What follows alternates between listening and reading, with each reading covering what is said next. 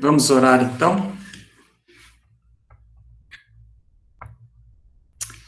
Senhor Deus, obrigado por esse dia que o Senhor nos deu, ó Pai.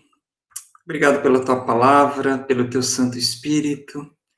Obrigado pela identidade que nós temos no Senhor como pessoas salvas, livres das consequências do pecado.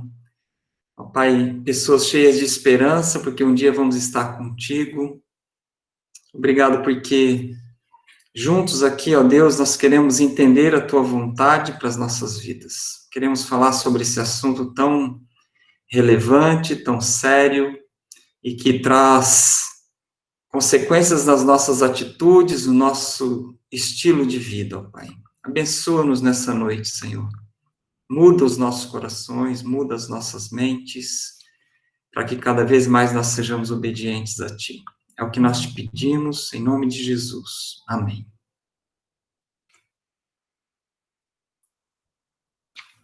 Boa noite, Cristina. Boa noite. Boa noite. Boa noite, pessoal. É Cristina, e como é o nome do seu esposo? Benedito. Vitor. Benedito. Ah, Benedito. Benedito.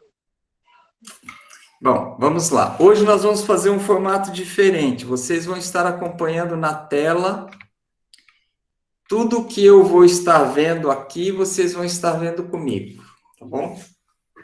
Nós vamos estar falando agora um pouco sobre o divórcio e as consequências dele, depois nós vamos falar sobre o casamento, de novo, dar uma recordada, e depois nós vamos entrar sobre algumas posições a respeito do divórcio e recasamento, tá bom?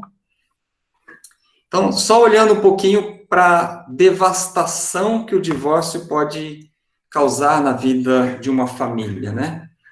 Primeiro, que a gente tem notícia, eu convivo com pessoas que já se divorciaram, né, e nós temos muitos livros, nós temos muito material a respeito disso, né, e também a gente convive com o Ministério de Aconselhamento da Igreja, que tem todos os casos aí de divórcio, né, então, eu fiz aí um resuminho das consequências e da devastação que ele pode trazer para as famílias. O primeiro ponto, então, passam-se muitos anos até que as pessoas aceitem a ideia do divórcio, né? Então, as pessoas reagem de forma diferente. Algumas mudam o corte de cabelo, vai para a academia, perde 10 quilos e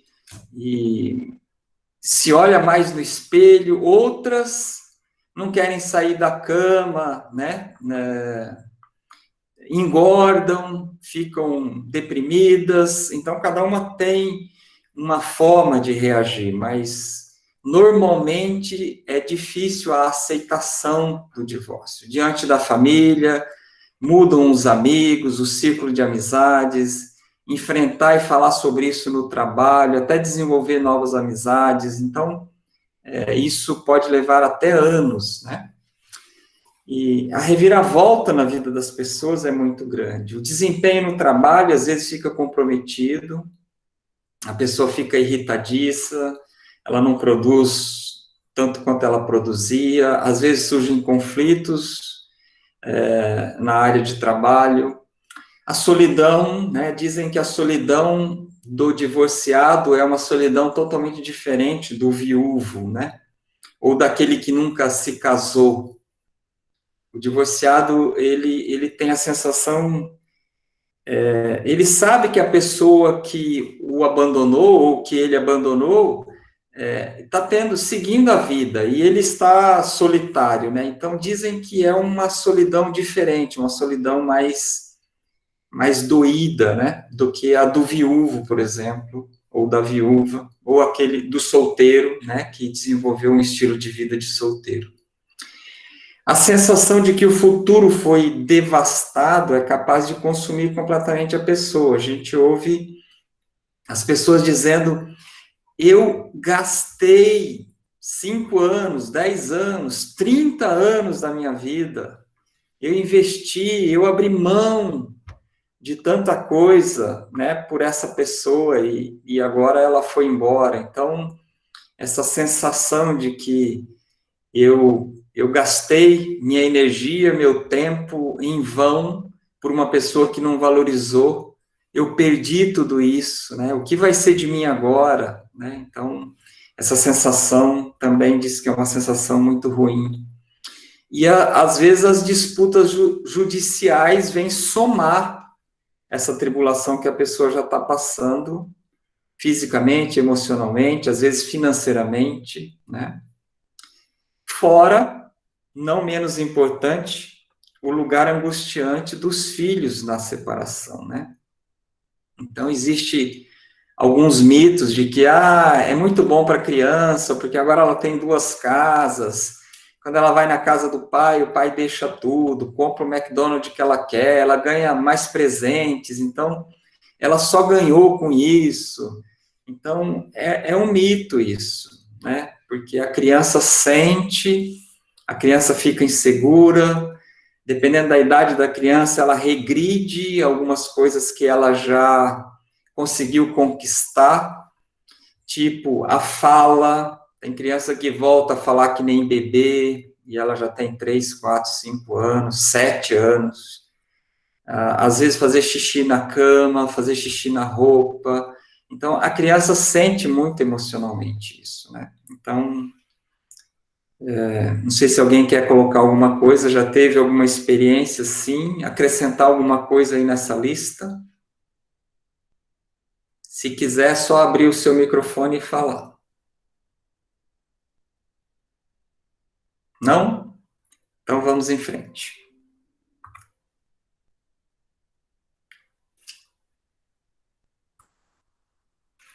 Então, o que fazer para impedir que o divórcio ocorra? Então, nós estamos aqui juntos hoje, nessa noite, e os módulos anteriores, dando sustentação, criando a base, fortalecendo a ideia do casamento indissolúvel, né? Para impedir que um divórcio ocorra no nosso relacionamento, né? Então, a primeira coisa é manter essa sólida estrutura de aliança com padrões elevados, de ser indissolúvel, de ser até que a morte nos separe.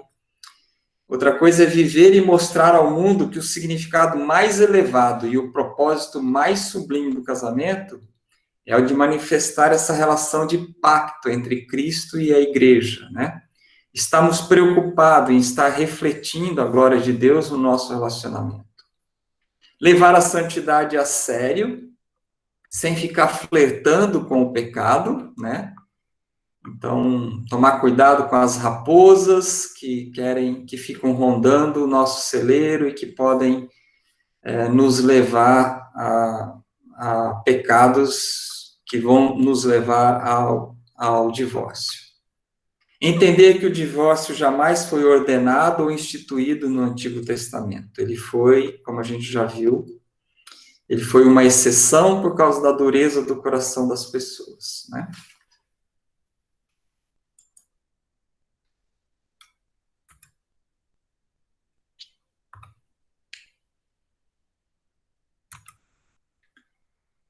Casamento como reflexo da imagem do Deus triuno. Então, quando nós mantemos esse padrão, onde Deus colocou, 2 coisas acontecem.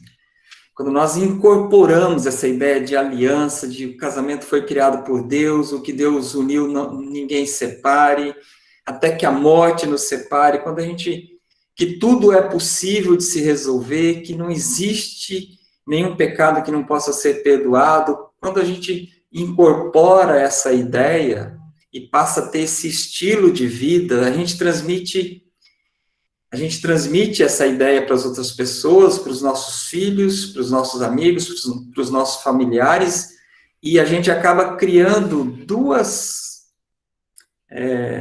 percepções com isso. A primeira é que nós percebemos que nós somos miseráveis pecadores, carentes da graça divina, e buscamos a Deus como o único capaz de nos capacitar a alcançar esse padrão. Então, quando a gente vê o padrão de Deus, o quanto é difícil perdoar, né? E a gente olha para Cristo e vê que Ele nos perdoou de tudo. Então, quando a gente se torna consciente do padrão de Deus, a gente vê que a gente precisa totalmente dele, o nosso casamento não vai resistir às tempestades se não for por ele.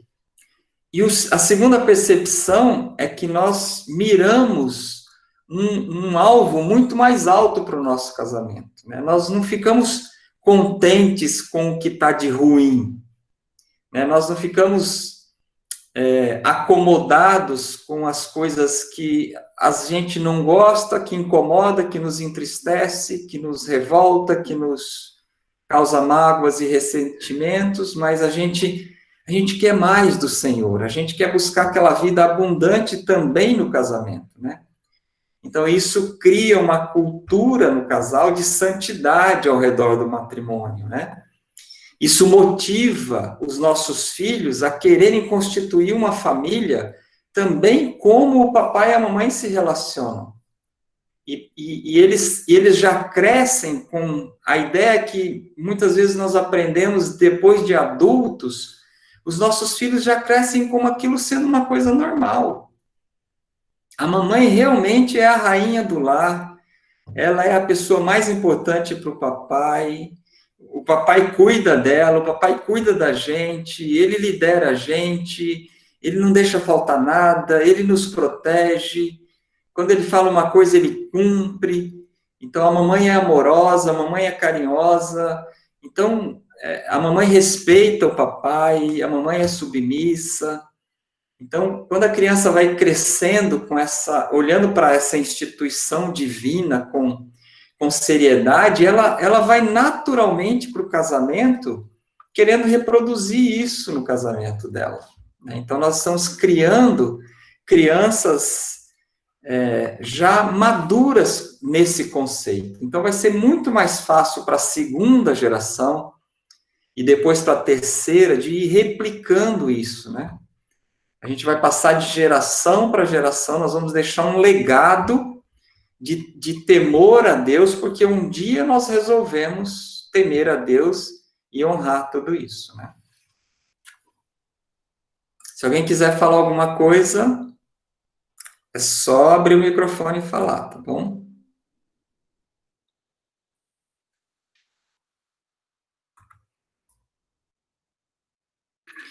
Então, para dar mais consistência para essa ideia de casamento, nós temos que olhar para as nossas vidas, né?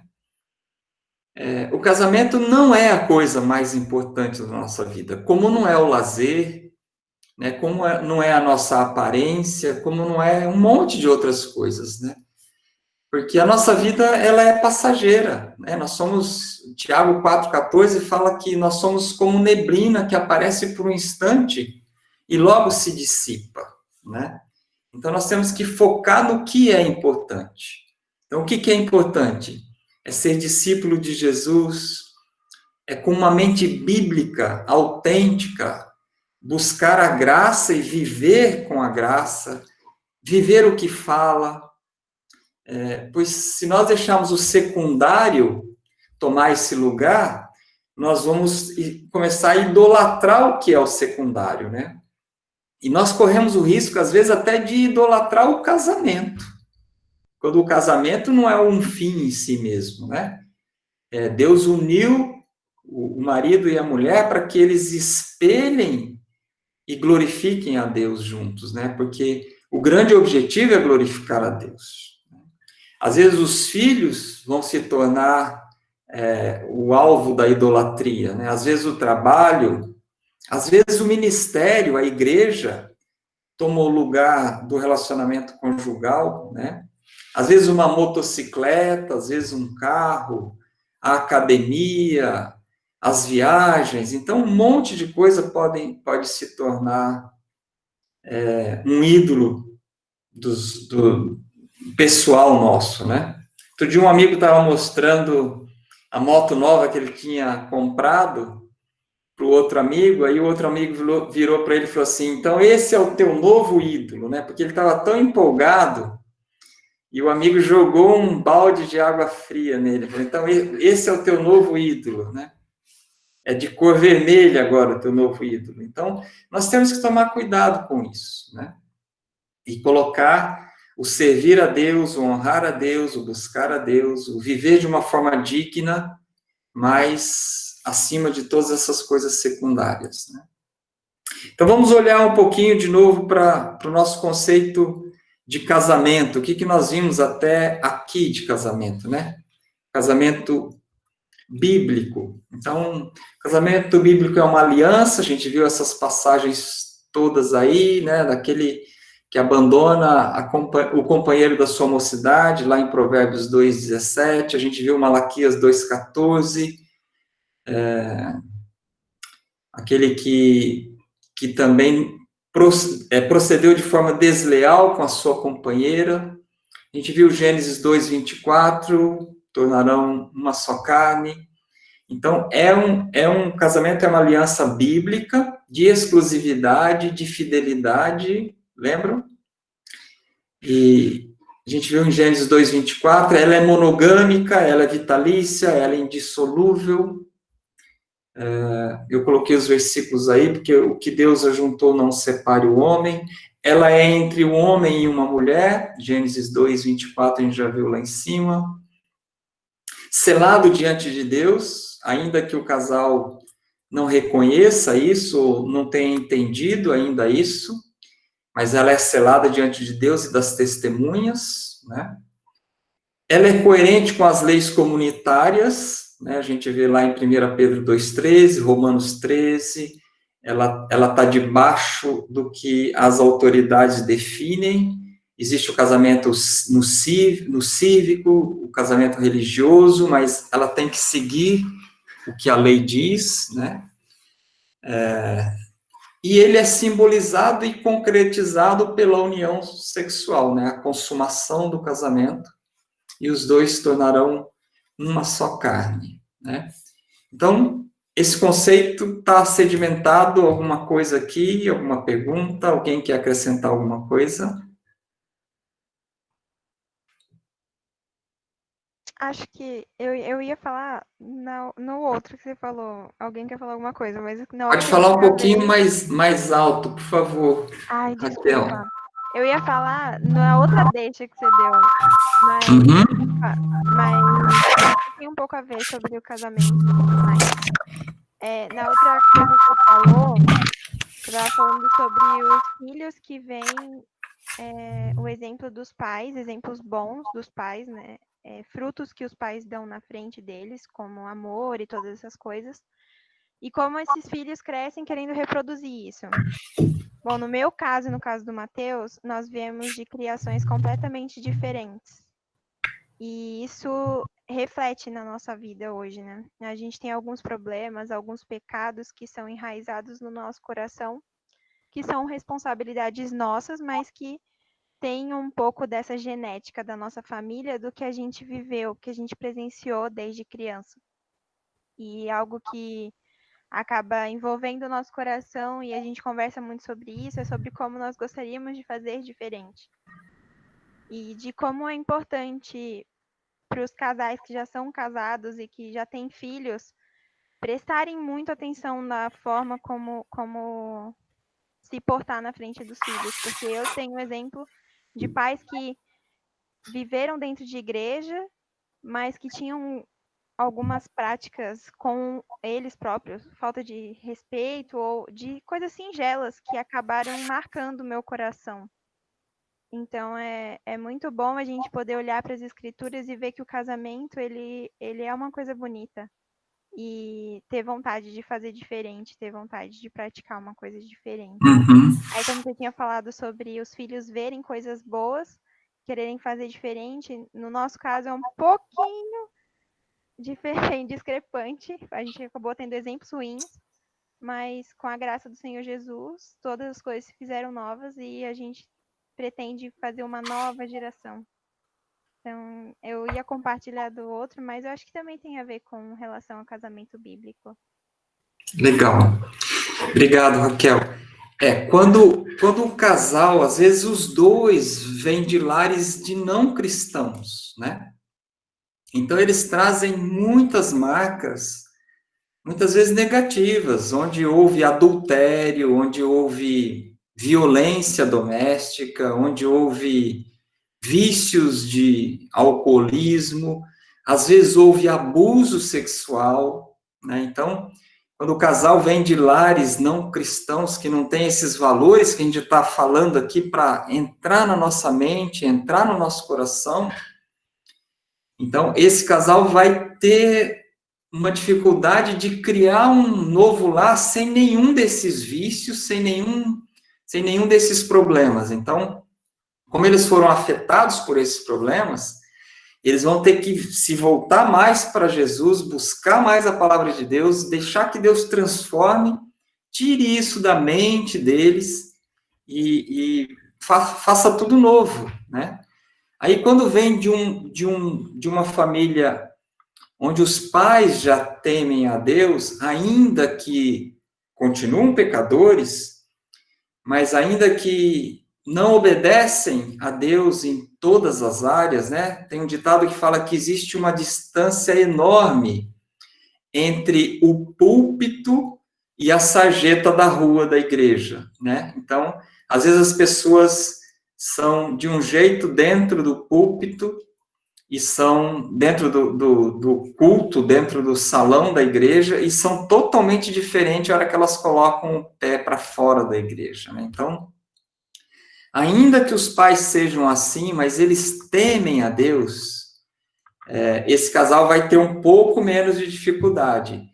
E quando o casal vem de duas famílias que levam Deus a sério, que buscam a Deus e dão um bom exemplo, ainda que pecadores, porque ninguém é perfeito, né? Vão ter problemas, esse casal vai ter naturalmente menos dificuldade na adaptação, em seguir. Então, a gente vê isso de forma muito clara no dia a dia dentro da igreja.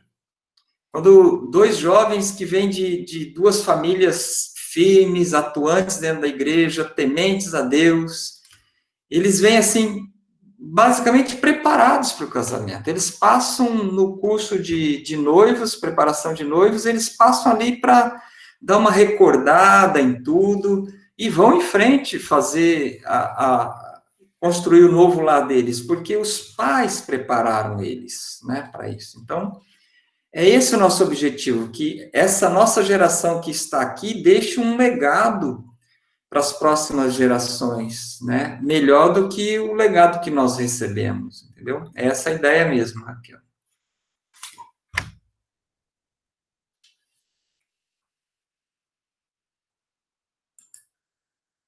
Bom, agora nós vamos entrar sobre as polêmicas sobre divórcio e novo casamento.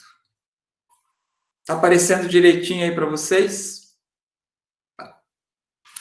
Então, os autores de livros, pastores, têm chegado a conclusões opostas nessa questão, né? Então, o que é compaixão para alguns, né? Eles são mais liberais com relação ao divórcio e ao recasamento, é crueldade para outros. Então, um olha para um lado do casamento, para um cônjuge, e o outro olha para o outro cônjuge.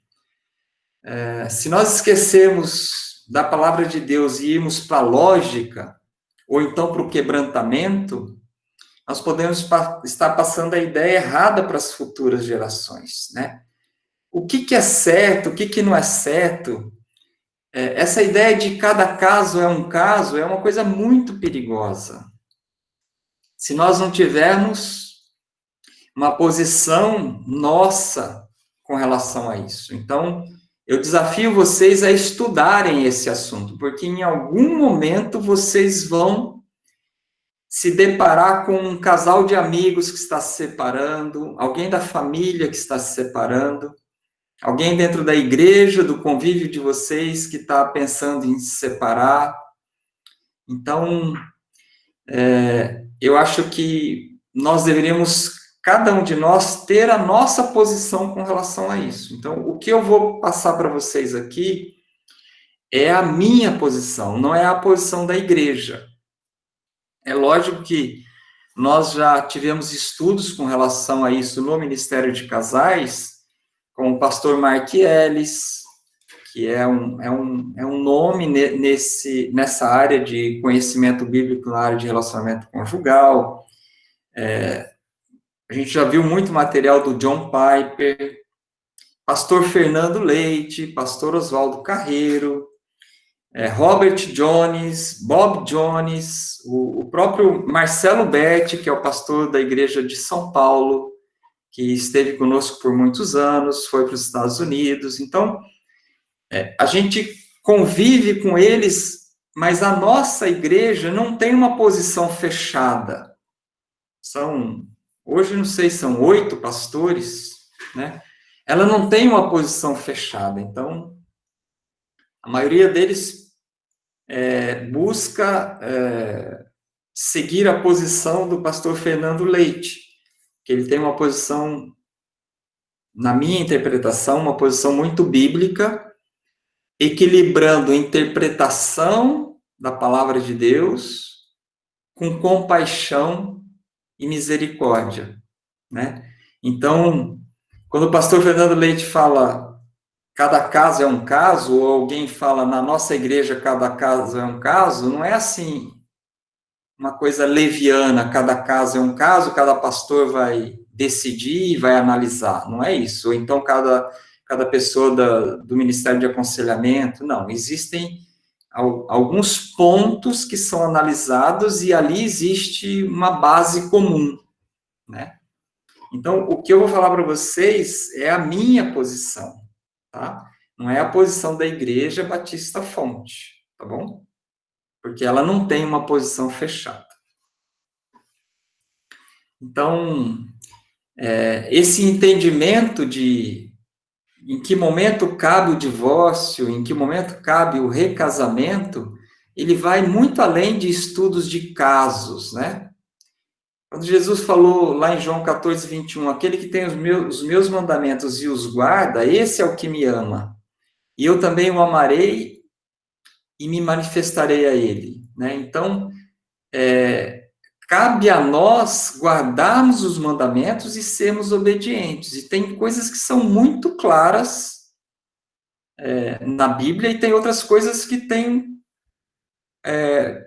2, 3 interpretações diferentes, né? Então, eu não vou trazer aqui para vocês uma receita de bolo, olha, anota aí, passo número 1, número 2, tem essa passagem. Eu quero analisar aqui com vocês algumas passagens e eu vou dar o meu parecer e eu vou abrir para perguntas e a gente pode conversar e você pode discordar disso, tá bom?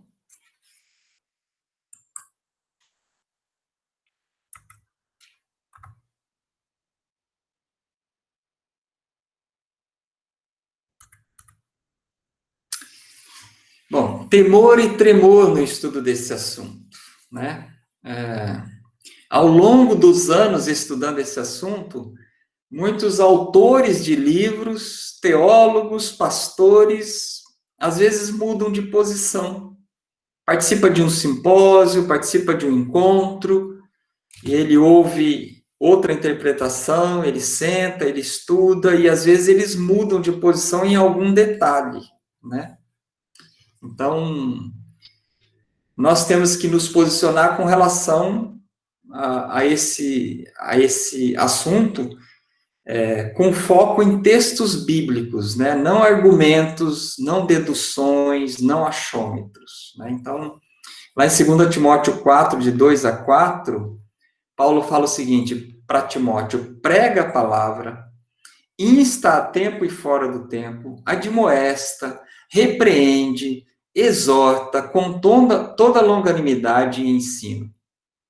Porque virá tempo em que não suportarão a sã doutrina, mas tendo coceira nos ouvidos, cercar-se-ão de mestres segundo as suas próprias cobiças, e se recusarão a dar ouvidos à verdade, voltando às fábulas. Então, tem muita gente mudando de igreja, porque o pastor está falando para ela o que ela não quer ouvir, né? Então, é uma posição do pastor, da liderança da igreja e de quem é procurado por essas pessoas, é uma posição muito delicada. Porque às vezes a pessoa fala assim, o que que você pensa sobre isso? O que que a tua igreja pensa sobre isso? Olha, está acontecendo assim na minha igreja, assim, assim, assim. Aí ela põe o que que ela acha. É muito complicado você entrar num debate desse se você não conhecer as escrituras, né? E você ir no achômetro, nos argumentos, nas intenções, no que está por detrás das palavras daquela pessoa. Às vezes ela está contemplando só um lado do problema e não o outro. Então, por isso que eu faço esse desafio para vocês lerem sobre isso e terem uma posição sobre isso. Tá bom?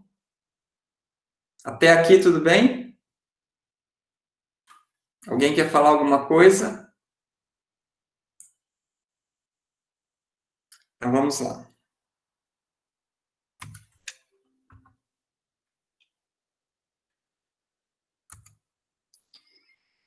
Primeira pergunta. Existe a possibilidade do divórcio à luz das Escrituras? Alguém acha que não? Eu, Guto, acho que não. Mateus? Quem Guto. falou? O Guto. Oi, Guto, desculpa. Imagina. Você acha que não? Na verdade, Não eu queria existe achar a que sim, possibilidade de divórcio à mas luz das Escrituras. eu queria achar que sim, mas há algum tempo atrás até alguém falou que não. Isso me surpreendeu. Eu fui estudar e cheguei à conclusão que não. Tá? Depois eu posso entrar em mais detalhes conforme a gente anda. Tá.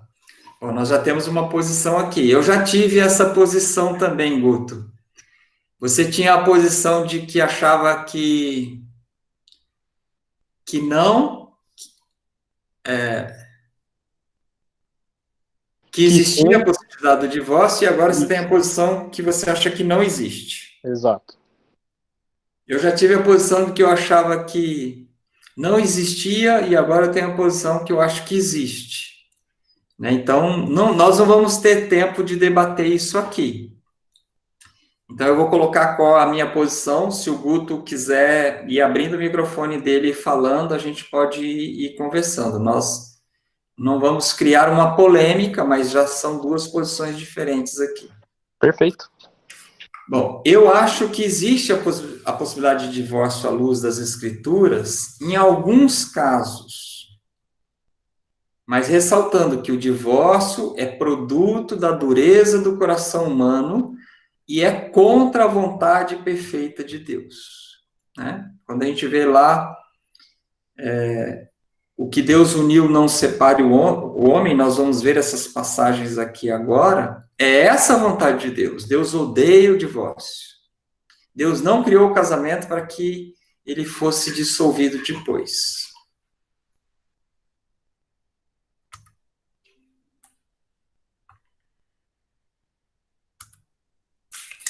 Então vamos lá.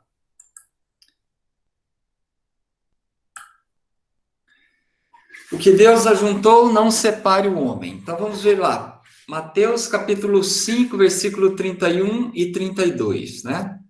Também foi dito, qualquer que deixar sua mulher, dê-lhe carta de divórcio.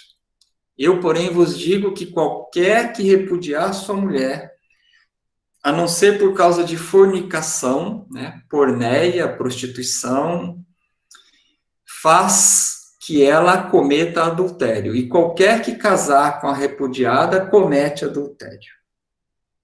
Então, aí eu vejo que existe a possibilidade. Existe a possibilidade, não significa que diante da fornicação, diante da infidelidade conjugal, diante do adultério, tem que se separar, tem que haver o divórcio. Eu vejo aí que a pessoa ofendida com o adultério, ela tem a opção do divórcio, mas não é a vontade de Deus que ela se divorcie.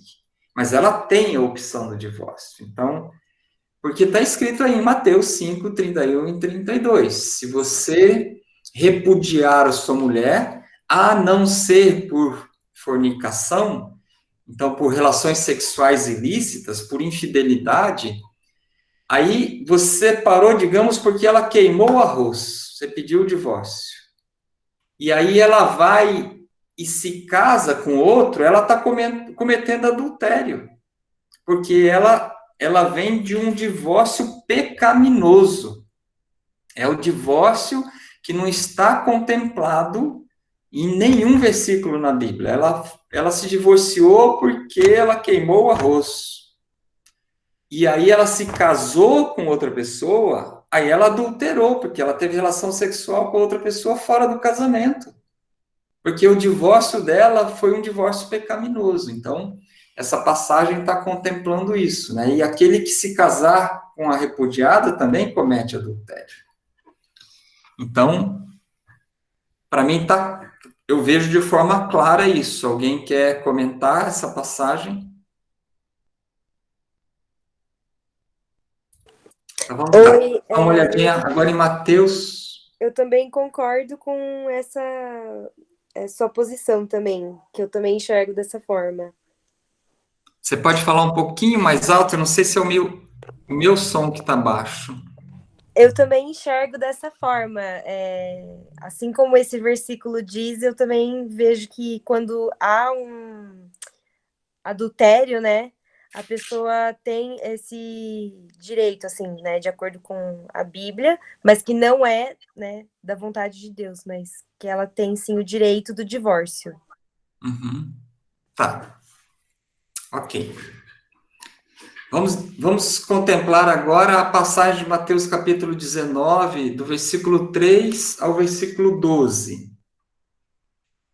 Então aí nós temos Marcos 10 também, tem uma passagem em Lucas que fala sobre esse mesmo incidente aí de Jesus com os fariseus, né? Então chegaram ao pé dele os fariseus tentando, dizendo-lhe: é lícito ao homem repudiar sua mulher por qualquer motivo? Ele, porém, respondendo, disse-lhes: não tendes lido que aquele que os fez no princípio, macho e fêmea os fez? E disse: portanto, deixará o homem pai e mãe, se unirá à sua mulher, e serão os dois uma só carne. Assim, não são mais dois, mas uma só carne. Portanto, o que Deus ajuntou, não separe o homem.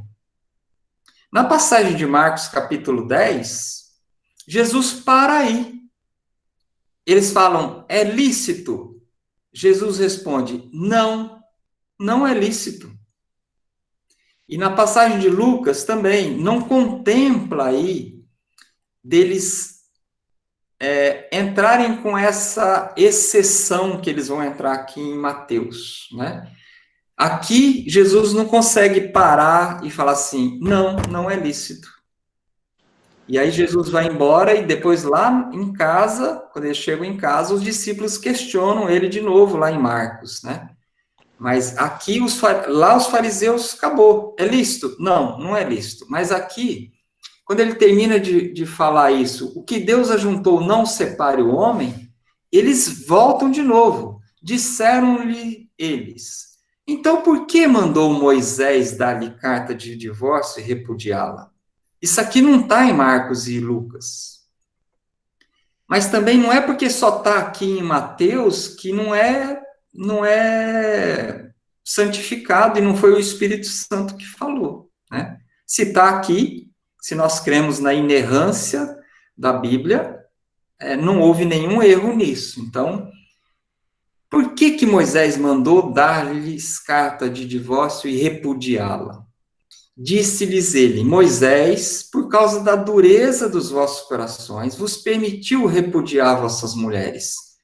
Mas ao princípio não foi assim. Eu vos digo, porém, que qualquer que repudiar sua mulher, não sendo por causa de fornicação, e casar com outra, comete adultério. E o que casar com a repudiada, também comete adultério.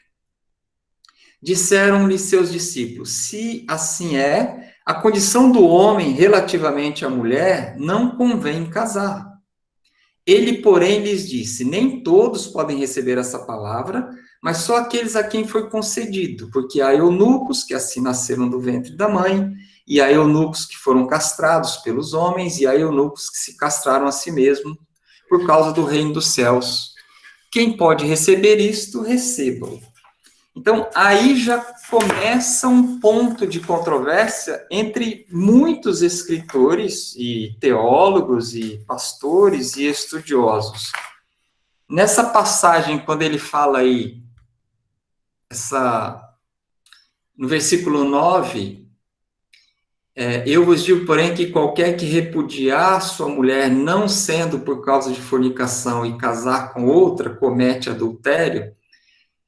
Alguns teólogos interpretam aí que aí a palavra não é porneia, né? Ela não significa fornicação, ela não significa infidelidade, ela não significa falta de pureza, mas eles interpretam que ela acho que é morqueia, que é a palavra Moqueia. No hebraico, que não é fornicação, não é infidelidade conjugal, não é adultério, mas é o abandonar na época, e Mateus escreveu para os israelenses, né? Na época eles tinham um costume de que quando a moça era dada em casamento e prometida, eles ainda estavam, lá não tinha namoro, eles estavam noivos, mas ela já estava prometida, já era como se eles fossem casados, ainda que eles não tivessem se casado.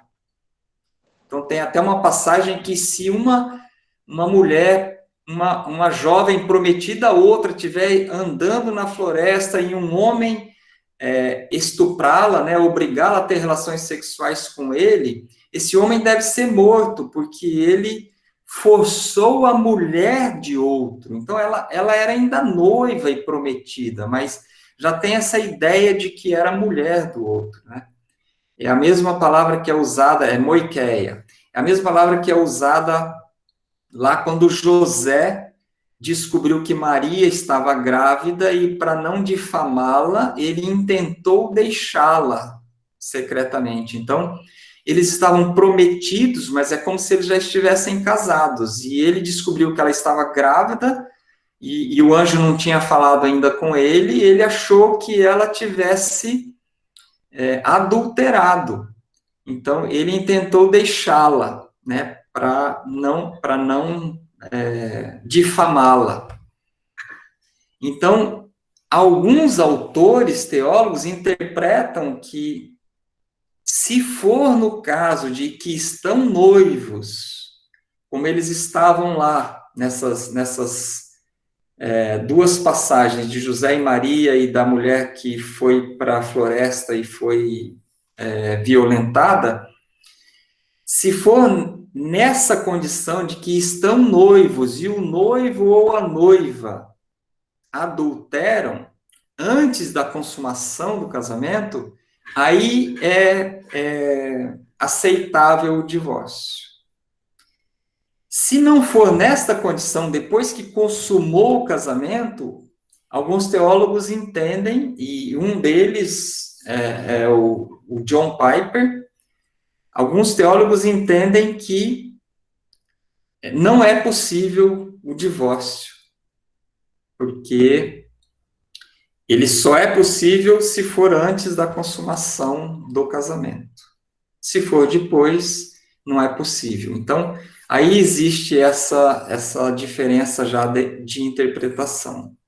Então, eu conversei com alguns pastores e eu estudei o capítulo 11 desse livro, Deus, Casamento e Família, que pega a opinião e a posição de muitos outros livros, de outros autores, e eles acham que a interpretação de que aí é porneia realmente, que é adultério, infidelidade, fornicação dentro do casamento, Jesus Cristo está abrindo a possibilidade da pessoa ofendida pedir o divórcio. Entendeu? Então, hoje é essa a minha posição. Diante da infidelidade conjugal, e aí nós temos que interpretar o seguinte: infidelidade conjugal não é você pensar em adulterar, né? Nós não podemos interpretar assim. Jesus falou que se você se irar contra o teu irmão, você já pecou. Se você olhar para uma mulher com intenção impura, você já adulterou, né? Mas isso não dá base para você pedir o divórcio porque você ficou sabendo que a sua esposa ou seu marido olhou com intenção impura para outra pessoa. Porque uma coisa é você pecar no seu coração e a outra coisa é você agir conforme isso, né? Então, ninguém recebe a pena de morte ou prisão de 20 anos porque ficou irado com a outra pessoa. Não, ela fica irada e aí ela pega um revólver, dá um tiro, mata, então ela é condenada porque ela externou a sua ira, né? Então a pessoa não é condenada e não abre a possibilidade do divórcio porque o cônjuge pensou em adulterar, não, mas porque ele adulterou, né? Então nós temos que interpretar isso de forma bem prática. Então, hoje a minha posição é essa aqui. Uma das duas possibilidades do divórcio, a primeira é essa: relações sexuais ilícitas, fornicação, relacionamento sexual fora do casamento, dá à parte ofendida o direito de pedir o divórcio. Mas não é isso que Deus quer, porque existe a possibilidade da reconciliação através do perdão, né? Então, se a parte ofendida, é lógico que ela vai sofrer, mas ela vai considerar, provavelmente ela vai ser acompanhada por alguém, ou então ela pode ganhar sozinha a convicção de que ela quer perdoar e que vale a pena perdoar e vale a pena reconstruir o relacionamento. Então, não é que tem que se divorciar, mas existe a possibilidade, mas que com certeza não é o que está no coração de Deus. Tudo bem? Podemos ir em frente? Vamos para a última passagem.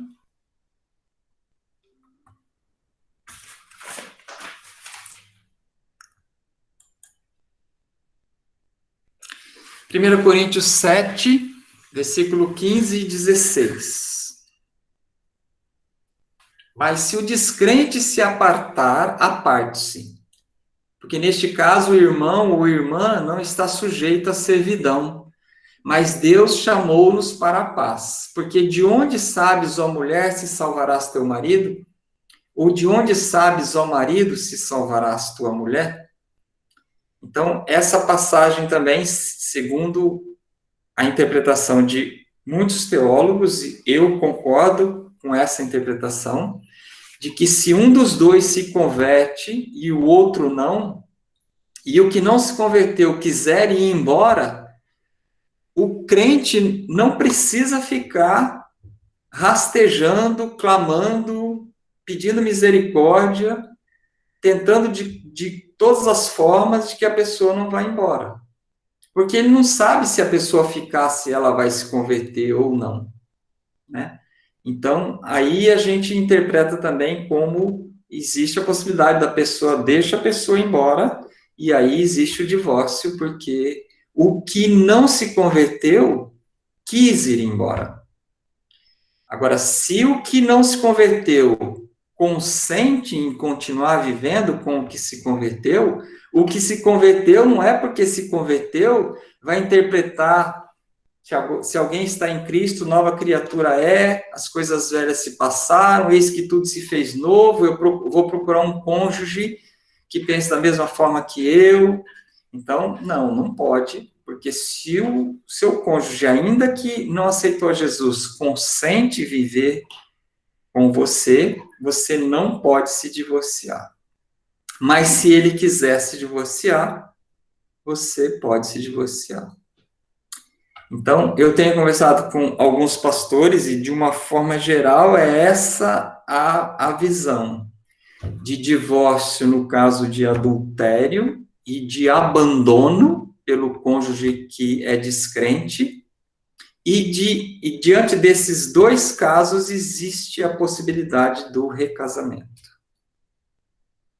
E existem, fora isso, existem outras coisas que acontecem que casou, não eram convertidos, os dois se separaram, e aí se convertem, mas aí já estão vivendo com uma outra pessoa, a outra pessoa se converte, aí quer regularizar a situação, se casa. Então, existem outras coisas que acontecem no nosso meio, mas que não se encaixa aqui. Aqui nós estamos vendo duas possibilidades de divórcio, e que pode ser interpretada também com a possibilidade de recasamento, né? Tem gente que considera que pode se divorciar pelo adultério e pelo abandono, mas não pode se casar. Fica esperando o cônjuge voltar, se converter e voltar, aquele que abandonou, ou aquele que adulterou se arrepender e voltar. Então, tem essa interpretação também. Mas existe a interpretação de que se adulterou, pode se divorciar e pode casar de novo. Se foi abandonado, pode se divorciar e pode casar de novo. Depois vem a parte da violência, né? Alguns conselheiros, pastores conselheiros, consideram que também a violência é um rompimento dos laços matrimoniais, é uma quebra da aliança, do pacto, e uma violência corriqueira pode levar a pessoa a se separar. A ideia é que essa separação diante da violência seja uma coisa temporária até que a outra pessoa se arrependa, mostre frutos de arrependimento e volte para o lar e continue o casamento, né? Mas existe essa possibilidade aí de uma separação temporária para a reconciliação, né? Eu quero ouvir vocês, nós temos mais 5 ou 10 minutos para isso. Alguém tem alguma pergunta? Discorda de alguma coisa? Guto, quer falar alguma coisa? Oi, Adalberto. Eu posso falar, o meu intuito não é debater nem nada, tá? É só trazer a minha visão com base naquilo que eu estudei, tá? Bom, quando a gente fala de casamento, a gente está falando de aliança, né, para Deus. E nesse contexto, é algo eterno, né? Deus não, assim, na conclusão que eu cheguei, tá? Deus não permite o divórcio em nenhuma hipótese, nem adultério. Daí, usando até os mesmos textos, né, que foram utilizados, só para explicar o entendimento, né? Em Mateus 5, 31, 32, que também em Mateus 19, 9, ele repete ali a ideia, que a palavra utilizada para ilícitas, até como você mesmo disse, é porneia. E porneia, o contexto que muitas vezes ela é trazido, é quando não há um compromisso, não há uma aliança ou um casamento firmado. Então, nesse contexto, essa é a minha interpretação, tá? Nesse contexto, se não houve um casamento e houve um ato ilícito, eles são livres para seguir cada um seu caminho. Uhum. Agora, quando há casamento, eu acredito que isso não seja possível. Por quê, né? Na palavra adultério, que, como você também disse, é a palavra grega moikeia, ele diz na sequência, né? Aquele que se casar com outra comete adultério, moikeia. E esse sim traz ideia de tendo um casamento realizado, ele foi quebrado. Tanto é que no versículo 10, na sequência, os discípulos falam que isso é uma condição, que essa condição do homem e da mulher não convém casar. Se é isso, então não convém, é um fardo muito pesado, né? Marcos 10, né? Marcos, no versículo 10, na passagem de Marcos. Mateus 19, 10. 10, que é tá. a mesma ideia do Marcos, do último que você citou. Acho que foi Mateus 5, 31, né? Sim. Tá. Uma vez da aliança formada, não fica a possibilidade dela ser desfeita. Daí em 1 Coríntios 7, 15 e 16, que foi o último que foi lido, né? Ele fala, assim, por ter a palavra porneia também, ele fala ao cônjuge incrédulo, que se quiser ir embora, pode ir. aqui, essa servidão significa estar abaixo, né, estar fora do mesmo jugo, do convívio. Você não é obrigado a ir atrás, ficar junto, conviver, mas isso não te isenta da aliança. Outra coisa que corrobora para isso também é Romanos 7, que faz o paralelo da lei para o casamento, né? Que quando você morre, você deixa de ter que cumprir a lei, né? Uhum. Assim é com o Velho e o Novo Testamento também, outro paralelo. Quando que inicia o Novo Testamento? É ali naquela página branca da Bíblia, que tem tantos anos de diferença? Não. Tanto é que Cristo cumpriu a lei, né? Ele falava com os sumos sacerdotes. Então, a nova aliança só se deu com a morte do testador. No caso, o próprio Cristo, o próprio Deus.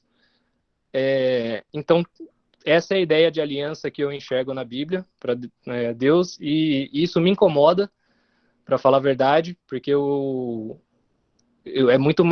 sempre aprendi dessa forma, sempre entendi dessa forma, mas olhando para esses aspectos, eu comecei a ter essa visão diferente, tá? Só explicando mesmo. Ok. Obrigado, Guto.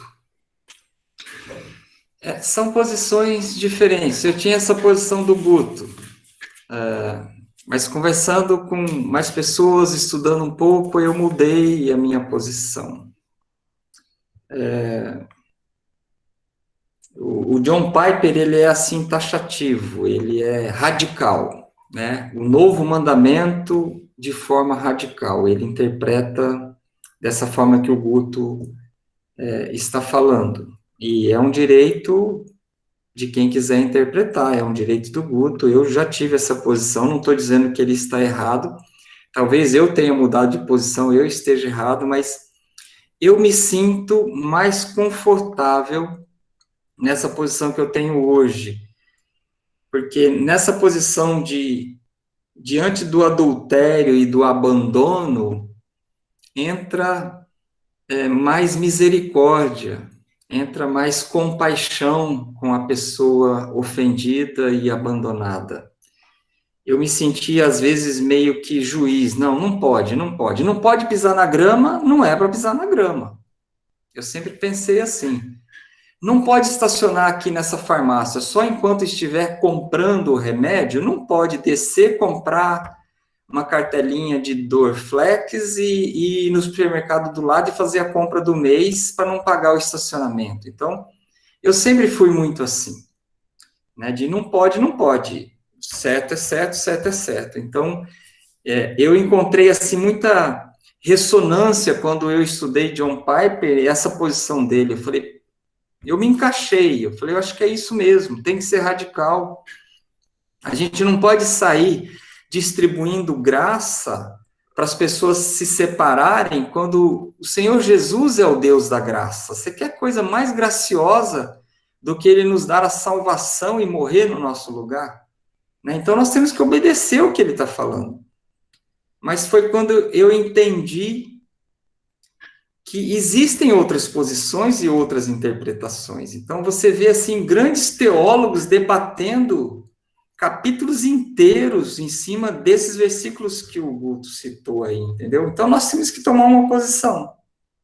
Você tem que tomar a sua posição, ou com um ou com outro, mas eu queria dizer para vocês o seguinte, que independente da posição que você tome, o que eu gostaria de ver nos nossos casamentos, nas pessoas que estão buscando agradar a Deus, Senhor, eu quero honrar o teu nome, eu quero que a aliança que um dia eu firmei com a Elaine seja perpétua, né? Não vai ser eterna, porque no céu não vai ter casamento, é uma pena, eu gostaria de ser casado com ela lá.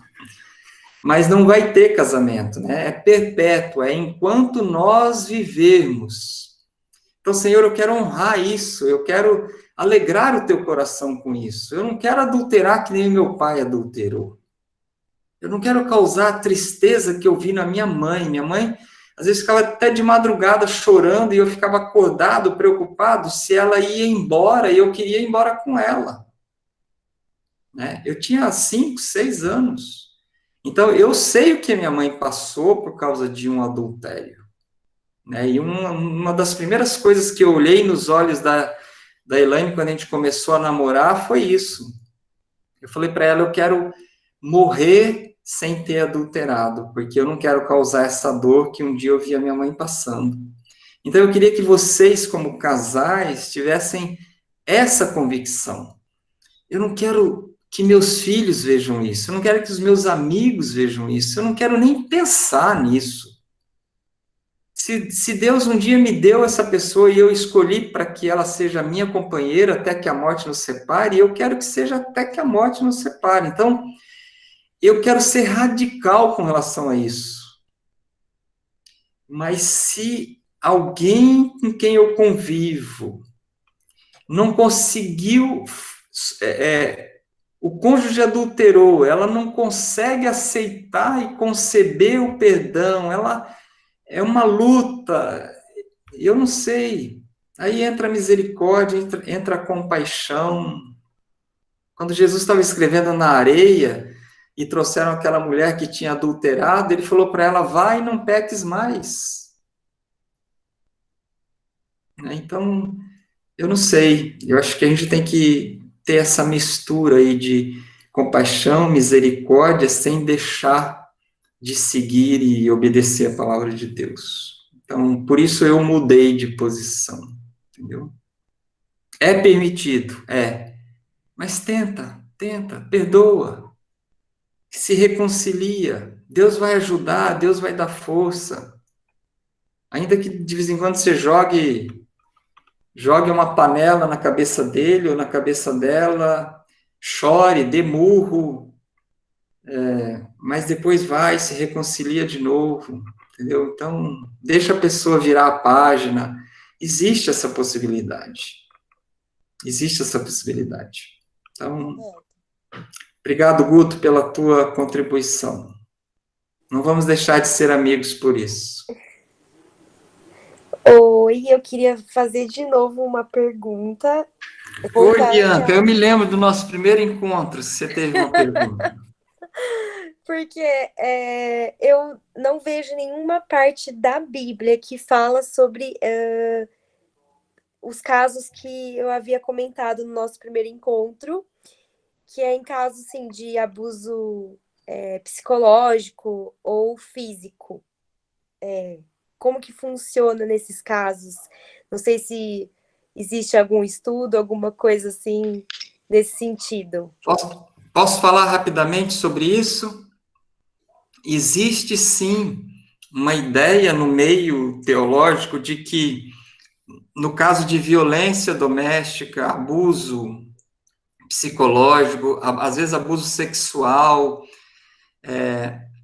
se essa pessoa é reincidente nesse tipo de pecado, isso deve ser tratado com um conselheiro, às vezes chega até em vias de polícia, e confronta, baseado em Mateus capítulo 18, confronta esse que se diz irmão em Cristo e está fazendo isso de forma recorrente. Essa pessoa deve ser confrontada conforme Mateus, vai um, fala com ele, leva outro, leva para a igreja, às vezes tem que fazer a separação provisória dos dois, para ver se ele se arrepende. E lá em Mateus, capítulo 18, fala que se ele não se arrepender, considera-o ímpio. Porque pode ser que ele professa que ele é crente no Senhor Jesus, mas ele não é. Ele não está dando frutos de quem teme a Deus. Então, ele é com muito amor, visando a reconciliação, o arrependimento, às vezes até a verdadeira conversão dele, dá o passo a passo de Mateus capítulo 18, e se ele não mudar de atitude, ele vai ser considerado ímpio. E se ele é considerado ímpio, ele cai lá naquela outra passagem de 1 Coríntios capítulo 7, que a gente acabou de ver, que se o ímpio quiser apartar-se, que aquele que se converteu, deixa ele ir embora. Então, às vezes acontece isso. A pessoa não é realmente convertida e ele está espancando, ou então, se for no caso da mulher, não sei o que ela pode estar fazendo em termos de violência, mas normalmente é do homem para com a mulher. Ele é confrontado, ele é considerado ímpio, e essa mulher pode pedir o divórcio, porque ela vai ficar apanhando até quando dessa pessoa que é considerada ímpia, entendeu? E ela pede o divórcio. Aí eu não sei o que vai ser em termos de recasamento, né? Mas ela pede o divórcio, porque ela não tem que ficar suportando isso a vida inteira. Boa. Não sei se eu respondi, Bianca. Não, super respondeu, sim, porque eu sempre tive dúvidas em relação a essas questões, porque tem pessoas que passam por isso e eu nunca não sabia o que dizer para essas pessoas, né? Uhum. Então, é uma situação super delicada, porque você pensa como cristã, ah, não pode divorciar, mas e essa situação que ela tá vivendo, né? Não posso ignorar também o fato do que ela tá passando com esse homem. Então, foi muito bom aí o que você me respondeu. Já me ajuda. O objetivo é sempre a reconciliação. Então, confronta esse irmão para que ele abandone esse pecado. Se Sim, ele não abandonar esse pecado, ele pode ser considerado pela liderança da igreja, como fala lá em Mateus capítulo 18, como um ímpio. Aí muda totalmente a situação, né? sim. Tá, muito obrigada, viu? Ok, Bianca. Vamos terminar por aqui. A gente se encontra na segunda-feira que vem para falarmos sobre finanças. Vamos orar? Elaine, você encerra com uma oração?